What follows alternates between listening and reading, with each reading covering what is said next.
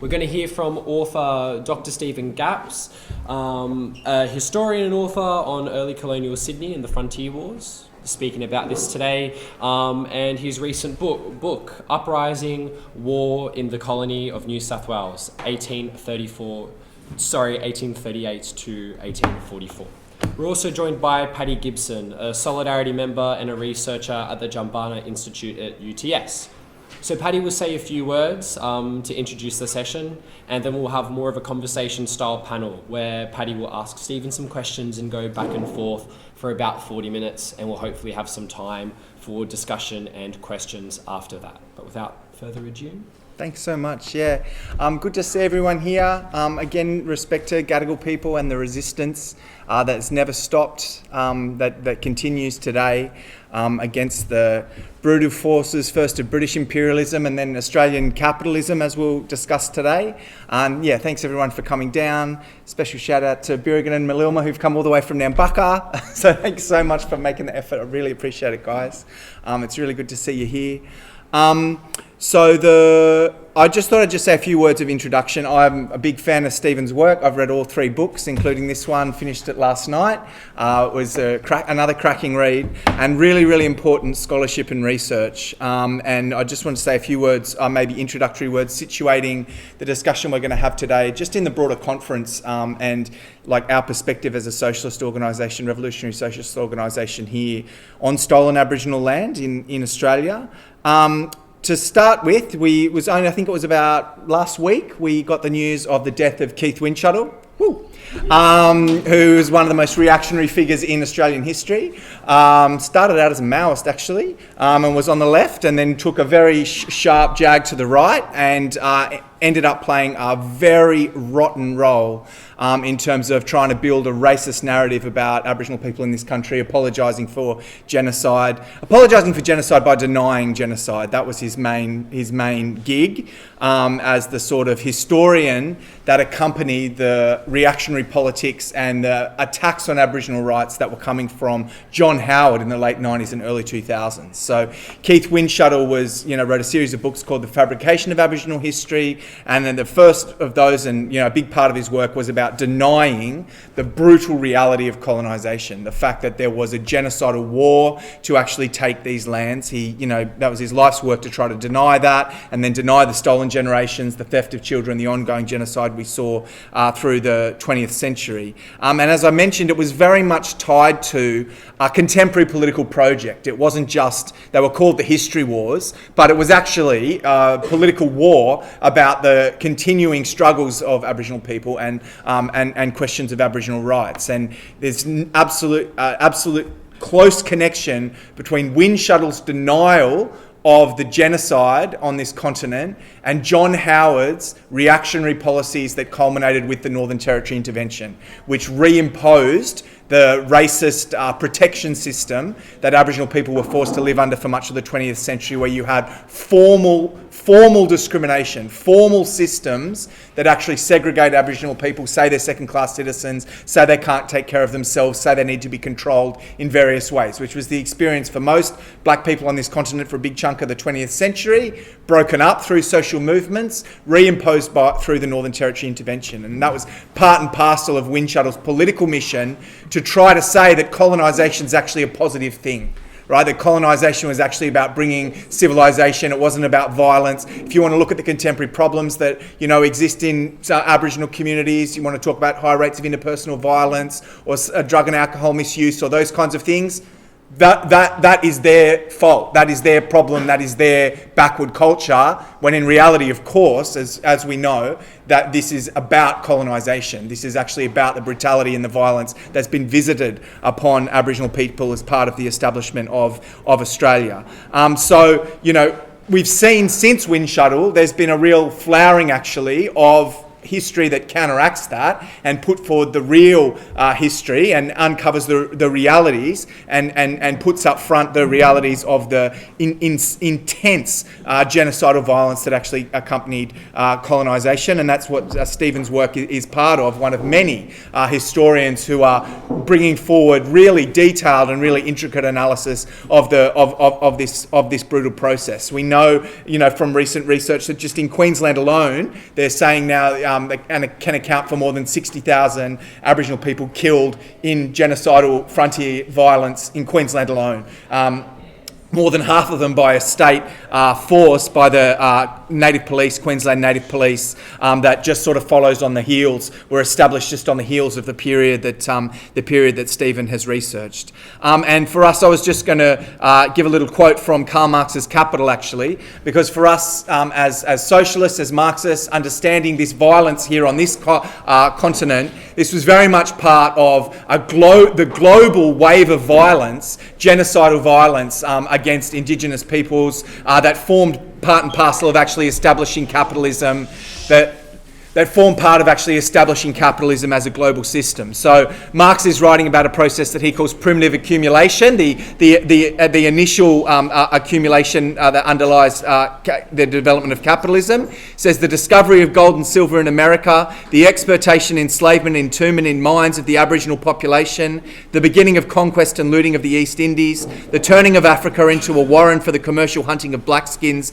signalled the rosy dawn of the era of capitalist production. So he's talking there about the, North American sort of hemisphere and that sort of area, exactly the same here in this country. The Australian capitalism was founded on and was built on the genocidal violence that was unleashed on Aboriginal people. And I think there's quite a particular model of settler colonialism and a particular model of colonial expansion that you need to understand if you're talking about the establishment of capitalism here on this continent. And Stephen's work does this really well. This is pastoral capitalism. The frontier was a pastoral capitalist frontier. The model for taking most of the continent was flood the area with stock and kill any Aboriginal people who actually resist that process of actually flooding their lands with stock and actually establishing these massive pastoral capitalist empires that grew up sort of all over the continent. And as I said, Stephen's work documents this all very well. But I did just want to give one quote from his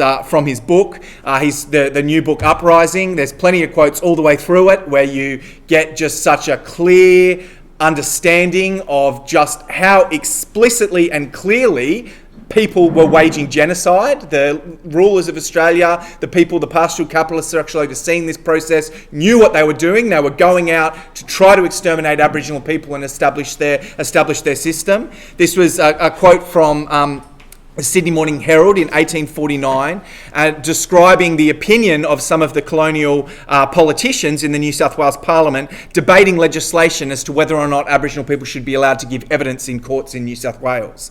And the Sydney Morning Herald describes the attitude of these politicians, and they said that the blacks interfere with the profits of grazing, and this is a sufficient reason why they should be shot down like kangaroos or be dosed with arsenic like native dogs. Right? It's the Sydney Morning Herald in 1849. And I think that's just that's it in a nutshell. They interfere with the profits of grazing. Right? That was what was absolutely at stake. Was pastoral capitalism going to be a viable enterprise on stolen Aboriginal country, or was the alternative vision that Aboriginal people had of their country, that they'd had for millennia, they'd cared for land for millennia, continued to care for land, resisted as a way of trying to actually protect those lands, was that vision, was in stark contradiction to pastoral capitalism, which one was going to prevail? And it's that conflict, that war that you get in Stephen's work. And I think the important thing that's in Stephen's work is the way that it demonstrates the scale of the resistance that was taking place at the time. Right? It's very often understood that this violence was on some kind of passive, if you accept the violence, it was on a passive population, it was just about getting them out of the way. Nothing could be further from the truth. This was violence that was counterinsurgency warfare. This was violence that was meted out on people that were resisting, with everything that they had. Every inch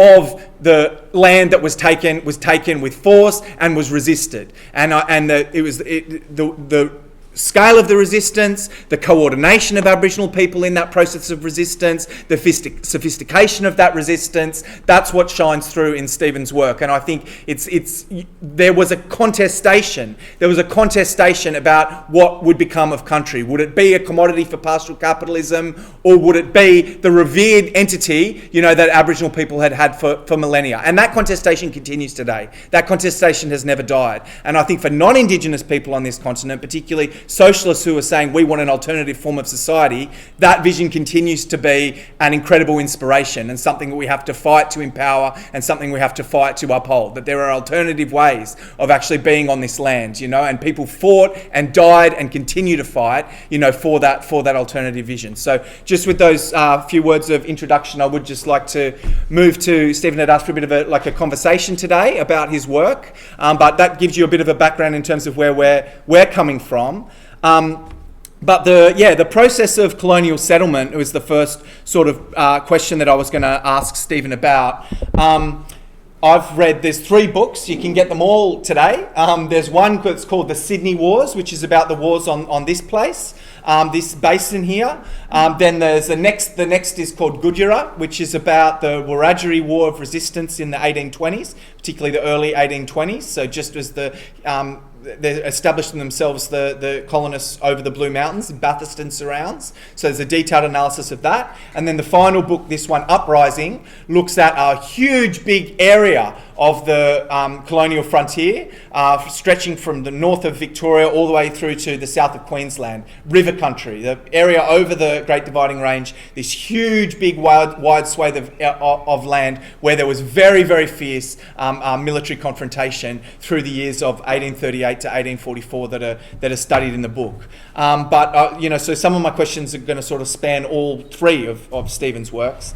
The first is that the work really emphasises the extent to which the establishments of various settlements was always a seriously militarised affair, right? It was never like just go out and actually establish a settlement. There was always military planning involved in this actual process, and that this was necessary for one reason: the intensity of the Aboriginal resistance that was faced, as I said, every step of the way.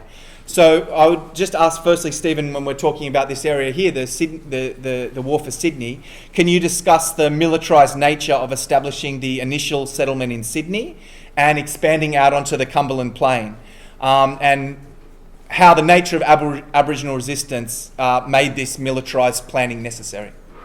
Sure. Thanks, Paddy. And thanks everyone for coming along. And just to acknowledge the traditional owners and the Daly First Nations people here with us today. Can I start though by thank you for that wonderful overview, but I just want to interrogate 2 things. I know you said frontier like this, which was great, right? But I tend to try and avoid frontier now, and you may all know this is the Frontier Wars. I think it's time for a change. I'm working with Rachel Perkins on a book of the series of the Australian Wars. I hope you've seen that 3-part series. That's becoming a book, should be out later in the year, called The Australian Wars. And I think that's a really good new way of expressing this resistance warfare. Frontier Wars was invented by historians, 50 years ago, to try and understand, that vast shifting conflict. That's a European concept, No First Nations people have been asked about what they would like to call those wars. People I've spoken to have said, what about something like a war for the defence of homelands or something similar? So I think it's time for a change, and maybe the Australian Wars is going to do that, I hope. The other one is settlement. You talk about settlement. I try, and I don't think you'll find the word settlers in any of my books. They're all colonists. I think we need to get rid of that idea of settlement because it presents a benign process. And so it's colonists, colonisers, and the colony, or the colonial, whatever you're describing. I think settlement, settlers also needs to go.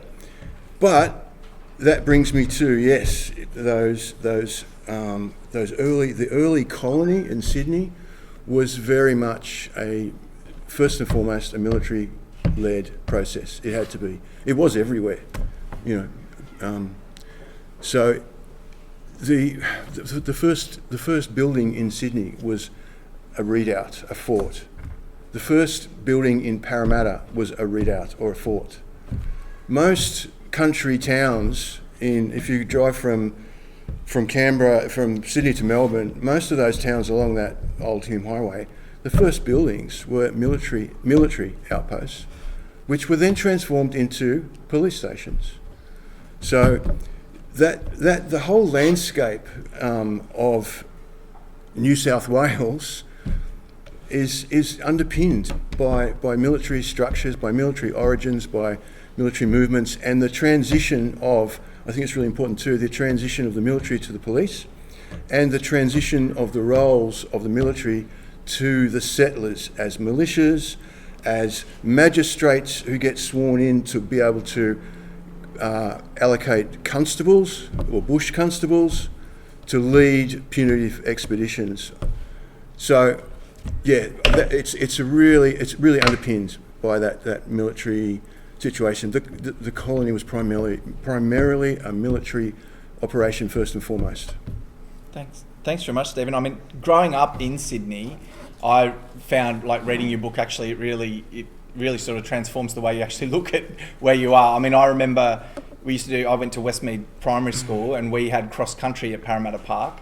And I remember, struggling up the hill in Parramatta Park, and there's Government House sitting on the top of the hill. And then in your book, you describe how actually they needed this strategic place on top of a hill to build their first thing because of the intensity of the resistance. Like, what did the early colony actually face in Sydney?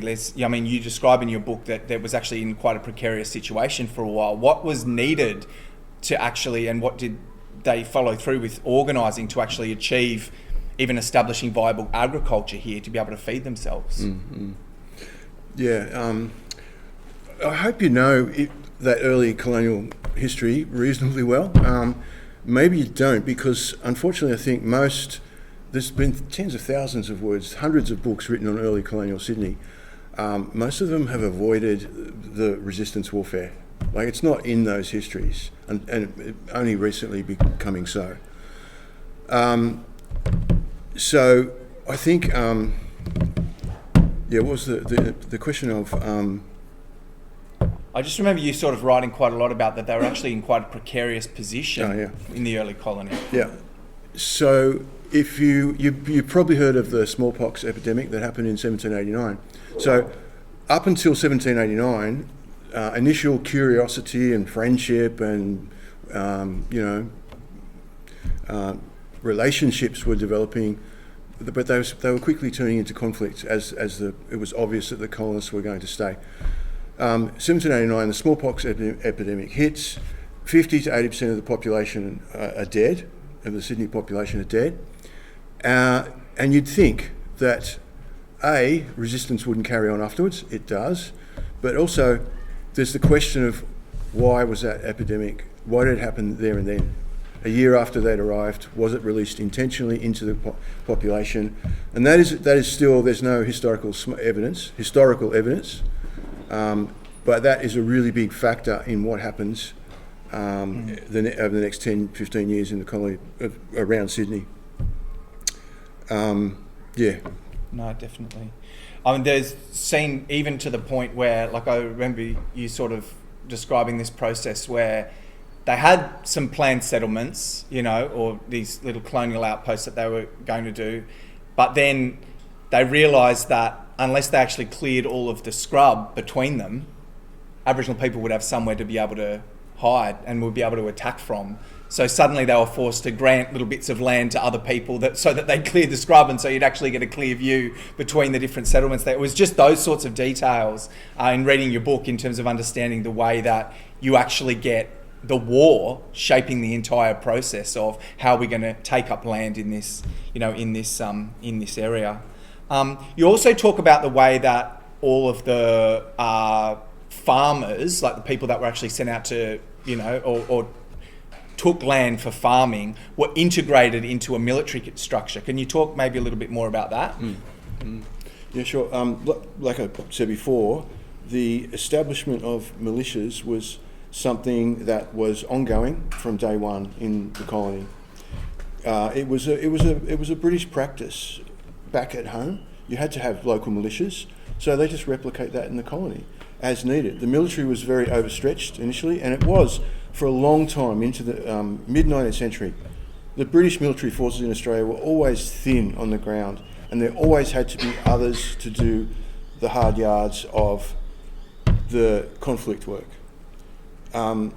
So you had, the Parramatta militia and volunteers were set up in 1804 in response to the Castle Hill Rebellion, which, that's one example of a militia unit. There were other informal ones set up in 1816 in response to the conflict between 1814 and 1816 in the south of Sydney that ends up in the Appin Massacre. And that's where local magistrates became heads of militia units. That was their role, as it was in England. It was replicated in the colonies. So I think that's a really important part of that early period in Sydney. It changes once pastoralism explodes across the Blue Mountains into a different system that is much more led by those who aren't part of the military. So that militia system changes into a different way, where squatters and stockmen are the informal militias of the frontier. I said the word frontier. Slightly hard to point. I guess it's the frontier for the colonists. It's not the frontier for the people whose land they're taking. But they've that's how they're viewing. So are they the sort of the sources that you've been in the whole time? I mean, maybe if you could talk about that a little bit, like how does that change, and if you do get there being far more of an initiative and leadership role actually is with the squatters on the ground, with the people that are with them actually seizing the land, what then does become the relationship between those forces and the state? Like how do those forces interact in the process of warfare? Sadly, a lot of it is disconnected from the state, and it happens underground. It happens in the bush. It happens in silence. It happens where a squatter teams up with another squatter, grabs a few stockmen from another property. They pass the word around to the different stations, gather together, 10, 20 muskets, horses, and the only way they can get up to Aboriginal warriors who know the terrain, who are skilled combatants, is to sneak, to look for fire smoke at night and go up to a few hundred metres away from a campfire, wait until dawn and attack. And that's the dawn raid. It becomes a system of military operation outside the settled areas, and it's totally disconnected from the state. But the state just turns a blind eye to it, because by the 1830s, wool is so critical to the expansion of the colony. They say, well, what can we do about this? We have to send in some police, or we have to create a township here, and that will settle the conflict down. They come in after the fact that hundreds of people have been killed, and they do nothing about it until 1838, when finally someone is tried and prosecuted, and 7 men are hanged for killing Aboriginal people. Doesn't stop everything. It continues on afterwards, even in more silence deep in the bush after that. No, thank you. Just the next topic I wanted to talk about was the coordination involved in Aboriginal resistance, because it is one of the defining aspects of your research that, you confront this myth that there was a lack of coordination, that resistance was maybe opportunistic, or it was haphazard, or it was individual incidents rather than, a strategic war. And one of the most memorable examples for me that brought the point home was reading the book about the First Wiradjuri War,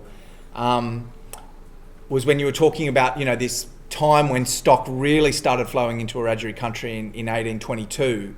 And a decision was obviously taken that it's time to seriously fight back. We're going to wage a total war against the whites in the area. We're going to wage a total war against the pastoral system. And at that moment, every single Wiradjuri person who'd been cooperating in some way with the pastoral industry, might have been on a station working or might have been acting as a guide, every single one of them left. Like suddenly all the Wiradjuri that were gone. They all joined their people and all became part of this process of total war. I just thought that's a pretty solid strike. every single person.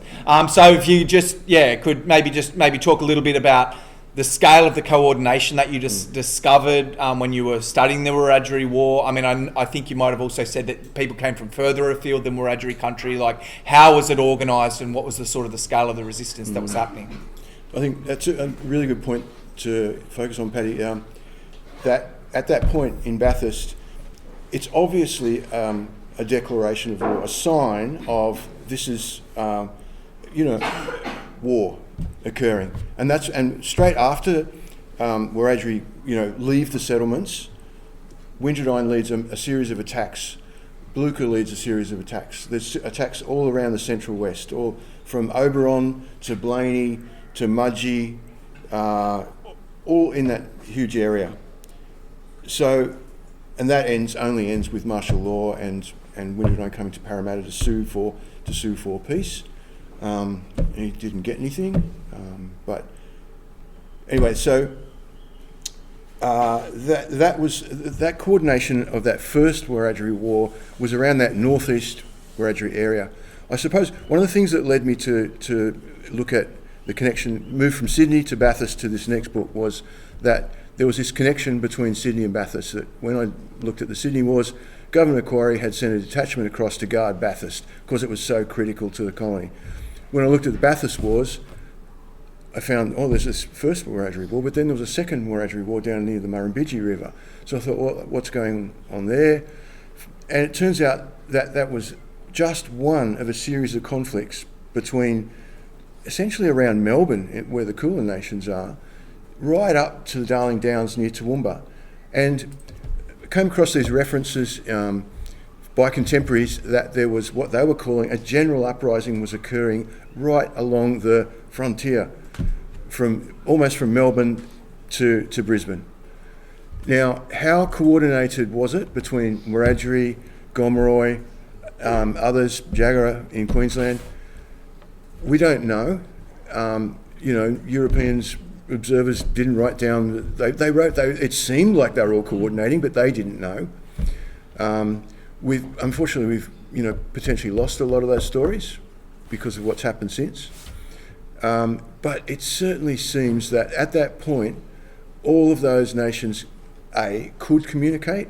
We know of hundreds of kilometres of communication networks between different nations. And military historians have gone, there's no way there could have been an Aboriginal defence of their lands because they were enemies with each other, or they couldn't communicate, hundreds of kilometres. They could. And we all know now about how stories can travel. We all know about how trade networks were extensive right throughout the centre and mid and right across Australia. Why can't stories of resistance have been told over those distances while those events were going on? Of course they would have been. And we know of a few examples where Aboriginal people, and this was in Queensland, were performing stories about a victory that they had over whites in a battle. Now, a story performed can travel through any language group. So it's in my mind, it's all the circumstantial evidence is there. A lot of and when I talk to community knowledge holders and elders about this, they'll go, yeah, of course they could. Of course they could communicate. Wiradjuri talked to Gomeroi, who talked to Dunghutti, and Wiradjuri in the south talked to Kulin. That's a 2,000 kilometre arc of talking, right? So the stories of the destruction of land, the incursions of sheep and cattle, the terrible effects on Aboriginal women, the loss of game on and food supplies, those must have been told, and alliances were formed. And I've come across several examples of alliances, military alliances, some groups putting aside traditional enemies and uniting to fight the common enemy, the coloniser. Yeah. Awesome. Oh, thank you. Well, I'm just going to read this part from the book because it brings home just what you've said. You say, between 1838 and the early 1840s, the following groups of Aboriginal people went to war with the colonists in New South Wales. The Gomeroi and Wiradjuri in the southern and northwestern inland, the Bagambul, Wurrai and Ambiang in northern New South Wales, the Barkindji, Bardaji, Murrawai, Niemba and Nirpa in the west, the Kulin Confederacy, Tungurung and Ngurai Ilam Warang, the Waiwaru, the Woiwurrung, Boonwurrung, Judgewurrung, Yorta and Gunai Kurnai, among others in present-day Victoria, the Ningi, Yagara, Yagarapul, Yagamba, Yen-Owen, Narrabul, Gidabul, Turrbal, Nunakul, Barragum, Jarrawa, Jinnabara, Wooganbara, Dalambara, Cockambaral, Gigabara, Quakamunda, Kabi Kabi, Jarraware and Western Waka Waka in southern and central Queensland, the Biripi, Warramai, Jarkanyang, Wanneroo in the central and lower to mid-north coast, and the Bundjalung on the north coast and many others. Right, so apologies to all the mobs I mispronounced. But yeah, I just thought it's just this extraordinary, extraordinary scale of resistance that you're actually seeing in this period that I just think is just so well captured in the book, and I would really encourage people to have a read. It's all very inspiring, very inspiring stories. The next topic I wanted to talk about was the class nature of the pastoral expansion, the commercial interests that were driving the pastoral expansion. Because I think there's another important feature of your work is the way you demonstrate the commercial interests that lay behind the process of pastoral expansion, and also the way that these decisively influence colonial governance. And this is particularly striking in Gujarat. You talk about a decisive moment in the war with the Wiradjuri in 1824 when the stockholders of New South Wales convened in Sydney and petitioned the governor for decisive action. So this is after 2 years of warfare. All the big landowners, stockholders get together and petition for action. You write, the unfettered march of large capital west of the Blue Mountains could not be jeopardised. Can you just discuss a bit more some of the developments in pastoral capitalism in this period, such as the formation of the Australian Agricultural Company in London at the time, and how this interacted with the organisation of violence? I mean, it's also important for your story in Uprising, so if you want to talk about in Uprising, like what was going on with the regulation of land and the developments of the sort of the pastoral economy. Mm-hmm. Yeah, it's ironic in my mind that you had in mid-1830s you had the settled districts outlined, and that was millions and millions of acres of land, from north of the Hunter, central west, down to the south coast, right? And beyond that, you had to have a license to travel. But there was so much stock, so much pressure on grazing stock and so many cattle and sheep that squatters were saying, well, we want to just go outside the settled districts and depasture and find good grazing grass, and then we'll come back. It doesn't happen. But I think the irony to me is that at that point, these guys are nomadic sheep wanderers. They are going to find new grasslands and waterways, and they're not stopping. They're moving on. They're just eating and sending the wool back when they can. So there's this, like, the squatters are the nomads at this period. Like, not Aboriginal people, this is the irony, I guess. But it quickly happens that they start, the people, to do that, you need to be funded. You need to have bullock drays full of provisions, and you need a serious amount of money to be funded to do that. But it's actually a cheap investment, because by 1836, wool hits the highest price it's ever hit because of various factors around the world.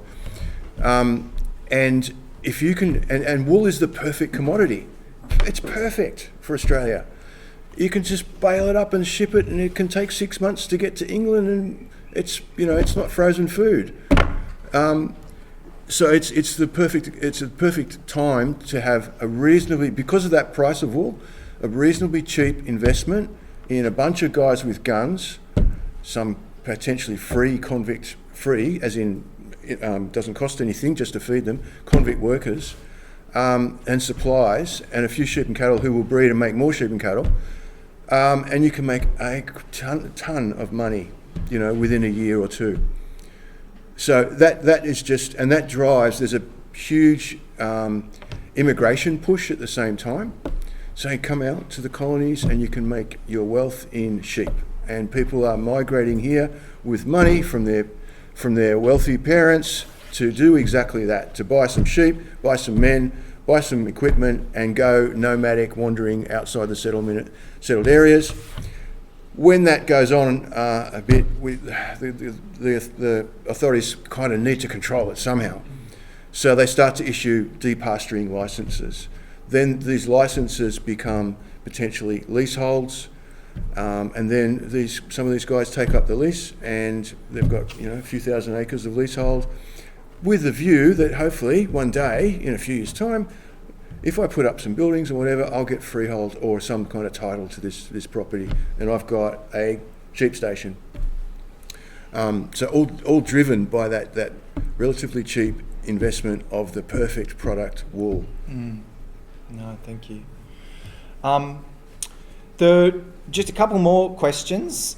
The other thing that was really fascinating, reading all three books, is it's so striking the way that many of the Aboriginal combatants were often people who had extensive experience in white society. So they'd sometimes worked on the stations alongside whites, sometimes grown up with whites their whole lives. They'd had quite a level of interaction with colonial society. So it's quite different from the perspective you get that it was just you hit this new group of wild blacks and then there was conflict. It's not the way that it sort of seemed to happen. So in the Sydney Wars, we're still raging in the 1810s. So that's 20 years after colonisation. The Wiradjuri, the Ambiang, the Gomeroi, all these groups were still fighting 20 years after initial engagement with the whites. So can you just talk a little bit more about this? Like, what impact did it have on the actual shape of the conflict? Thinking about firearms and understanding of the thing, but how did that facts impact what happened with the wars? Yeah, there's I guess one of the things I do is write against previous histories and historians' work. And a lot of military historians who, God bless them, they've started to look at this. They tend to basically say, well, they're using traditional warfare tactics against firearms and horses and military and soldiers and police. In fact, there's a really important and quick shift. Aboriginal people were not static. They were one of the most highly adaptive societies, and they took on new technologies really, really quickly. And this happens with colonial resistance warfare as well. There's new, one example around Sydney is that glass is being used to make spearheads very quickly on. Firearms are taken up in Sydney. They're not as easily supplied at first in those early colonial periods, but firearms are taken up in the 1830s extensively by Aboriginal people. Often they were at first given to them to go hunting and bring back lyrebird feathers to sell in London. And particularly in Melbourne, this was occurring, and people were giving them guns. And then when there was conflict, they said, you've got to give the guns back. And they were like, you gave them to us. And now you've taken away all our kangaroos and other ways of getting food. These guns are quite good for getting food, right? But they're also being commonly used now because they can get powder and shot. And often it's women who are going into town and getting resupplied for guns. So they take up firearms. The idea that they didn't or wouldn't or couldn't is incorrect. And they changed their tactics as well. One quick example, at the Battle of Miwa, One Tree Hill in back of Brisbane, Lockyer Valley, the drays are going with wool from the Darling Downs into Moreton Bay, Brisbane, and being shipped out, and down one windy road down an escarpment. And Maltugara's warriors build a palisade, like a fence along the road, and then put barriers across the road to stop the dray. So the dray gets stopped, and they've got nowhere to run because they're fenced in, and they spear them all and destroy this and block the road. So they're using techniques that they use to build houses and pens to corral animals or kangaroos into a military tactic. That's just one example. Making fortifications, I can talk about many others. But yeah, that's one example. Thanks, Stephen. I'm just going to read one of the stories from your Sydney Wars that really struck me. You said, like the list of wanted black outlaws from this time included English names such as, Rachel, Miles and Carbine Jack. This is like in the 1810s. So you've often got people who'd got their names working on stations and had, gone and joined the resistance. But I love this one. In 1815, a 13-year-old Aboriginal girl raised from infancy by a white settler burned down her master's house in the Hawkesbury in the midst of raids on surrounding properties. So there's this young girl who's been raised, stolen generation, 13, her mob start attacking the house and she burns her master's house down. It was one of my favourite bits from the book, and I think that pregnant metaphor about, young Aboriginal people today armed with the knowledge of, whatever. You're taking the knowledge that comes through the education system and coming back hard at the system. Two more questions. The second last one's about the threat of fraternisation. Because this is quite interesting. I mean, it's not the case that there's an extensive history of cooperation of non-Indigenous people in the Aboriginal resistance, but it's also not absent. There are certainly examples. So can you speak about any examples of this, both in the earliest years of Sydney through to Uprising? And just one point that I'd make is one thing I found quite interesting was the extent to which this is a real source of anxiety for the colonial authorities, and you get regulations to stop it very quickly. So in Sydney, there was regulations that said, maybe there was some farmland where there was a bit of friendship going on. There was Aboriginal people in quite a good relation. Regulations would come in to say you have to expel blacks from your property at a particular heightened moment of the conflict. You couldn't stay friends in that moment, or you had to join the militia when it was sort of bound together. So they came down, or there's the part in Uprising where you talk about special regulations against vagrancy, which mean it becomes illegal to live just with Aboriginal people beyond the limits of settlement. So these racial divisions are sort of enforced very, very heavily. But yeah, any examples that you've got of non-Indigenous participation? Yeah. I'm glad you pulled that one out because that is a real threat in the colonial authorities' minds. When in their minds, when you get white people working with Aboriginal warriors, all hell could break loose. They will teach them how to do things. It's a huge threat in their minds. It happens in the 1790s. You get escaped convicts who go and fight with Pemway's warriors. And the response is immediate. We've got to find them because God knows what happens when, half the convict population who want to rebel anyway, who may be Irish and involved in other rebellions.